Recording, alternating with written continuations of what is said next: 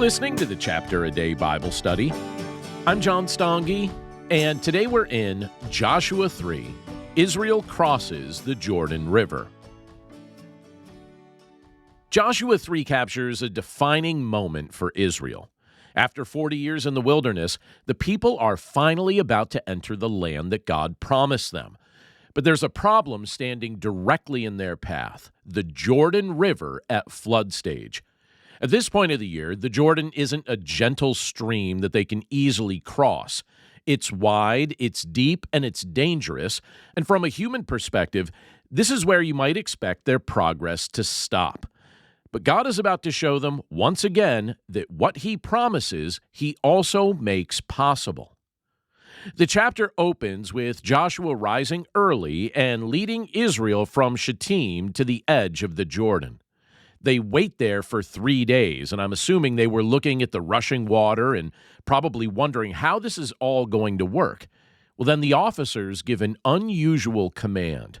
When the people see the Ark of the Covenant carried by the Levitical priests, they're to follow it, but not too closely.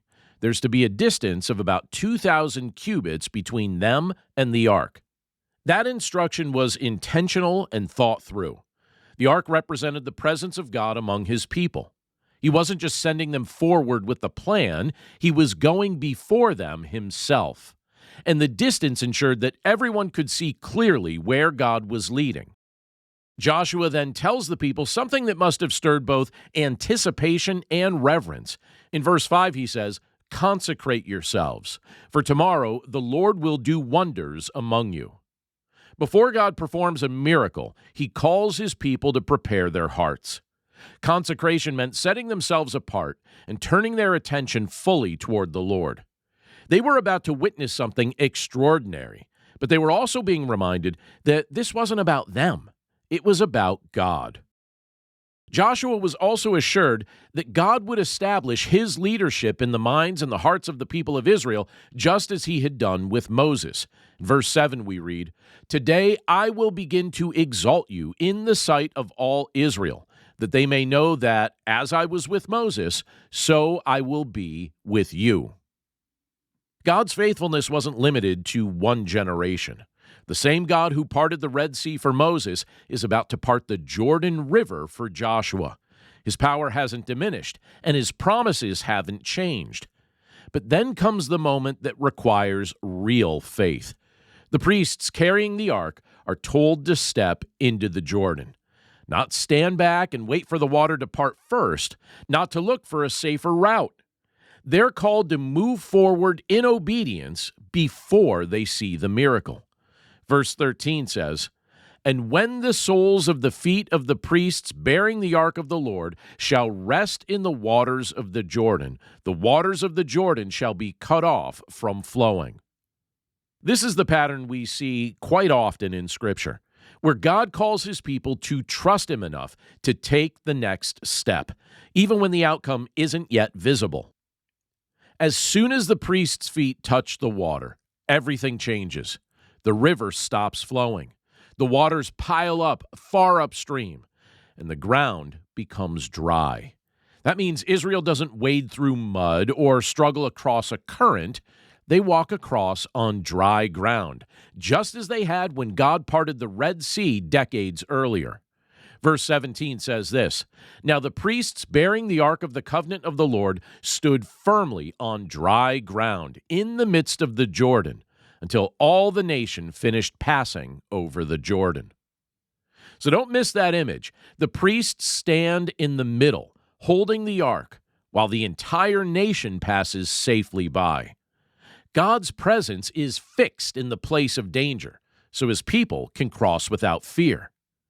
And as you might expect, this chapter points us clearly toward Jesus in multiple ways. First, the Ark of the Covenant represents the presence of God, and it goes ahead of the people into the waters. Well, in a similar but far greater way, Jesus goes before us into what we could never overcome on our own. He doesn't ask us to face sin, death, or judgment by ourselves. He steps into that place on our behalf. When Jesus went to the cross, he entered the deepest waters imaginable. He took on the full weight of our sin, and he absorbed the judgment we deserved. Like the priest standing in the Jordan, he stood in the place of danger so we could pass through safely. Second, the crossing of the Jordan mirrors a transition from wandering to inheritance, from promise to fulfillment. Well, through Christ, we experience an even greater transition. We're brought from death to life, from separation from God to reconciliation with Him. The people had to trust God enough to follow His lead. They couldn't stay on the safe side of the river and still receive the promise. Well, in the same way, we're called to trust Christ, not just admire Him from a distance. Faith means stepping forward, even when we don't see the full picture yet. Third, notice that the miracle begins when the priests step into the water. That means obedience comes before visible results. And that's still true in our lives. We often want clarity before commitment. But God calls us to trust Him first. And as we follow Him, He shows His faithfulness in ways that we couldn't have predicted. Every one of us faces Jordan River moments, obstacles that feel too big or too risky or too uncertain. I have to admit that in recent months, I've personally faced several. Well, what do these moments look like for us? Well, it might be a decision we're afraid to make, or a calling we feel unprepared for, or maybe a situation where we don't see a clear path forward. And then you look at a chapter like Joshua 3. And this chapter reminds us that God doesn't ask us to figure everything out on our own, but He does ask us to follow Him. And when we do, we aren't walking into uncertainty alone. His presence goes before us. His power makes a way. And His faithfulness carries us through. So, what does this look like in your life right now? Well, maybe it starts with consecration, setting your heart apart again, refocusing on the Lord instead of your fears. Maybe it means taking a step of obedience that up to now you've been delaying. Or maybe it's simply trusting that Jesus has already gone ahead of you, even in the places that feel completely overwhelming. The same God who stopped the Jordan is still at work today. And through Jesus, He's made a way for you, not just to survive the crossing, but to walk into the life He's promised. Thanks again for listening to today's episode of the Chapter a Day Bible Study. For more resources to help you in your walk with Christ and your understanding of the Bible, please visit my website at BibleStudyHeadquarters.com. And if you'd like to partner with me by becoming a supporter of this ministry, you'll see a few options to do so, again, at BibleStudyHeadquarters.com or in the description of this episode. As always, thank you for your prayers, thank you for your support, and thank you for your willingness to share this content with others. Have a great day, and I'll see you again right here tomorrow.